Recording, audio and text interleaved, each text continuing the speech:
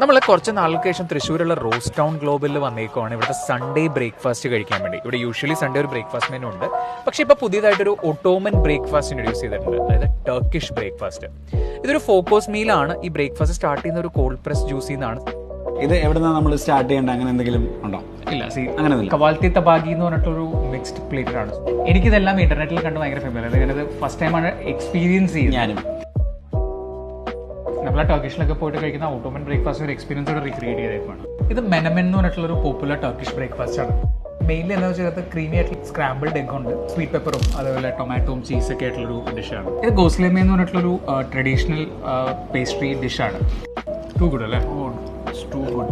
യുമുർത്തലാർ എന്ന് പറഞ്ഞിട്ടുള്ളൊരു ഡിഷാണ്. അത് ബീഫും ഇത് ചിക്കനും. എന്താണ് ഇഷ്ടമല്ലേ? ടർക്കിഷ് ബ്രേക്ക്ഫാസ്റ്റ് എന്നുള്ളൊരു കോൺസെപ്റ്റിലേക്ക് എങ്ങനെ എത്തിയത്? We heard about this Ottoman Turkey, Istanbul, all that. So what we did is we actually went. Every single day in the morning we went to these places and then we came back. We did little bit of tweaking like what we generally do in Roastown, and then we have introduced now. So shakshuka. ഇത് basically ഞാൻ try ചെയ്തിട്ടുണ്ട്. Dip it in the yolk. അപ്പോൾ എല്ലാവരും try ചെയ്ത് നോക്കിയിട്ട് അഭിപ്രായങ്ങൾ അറിയിക്കുക. അഭിപ്രായങ്ങൾ അറിയില്ലേ? ഉറപ്പായിട്ടും.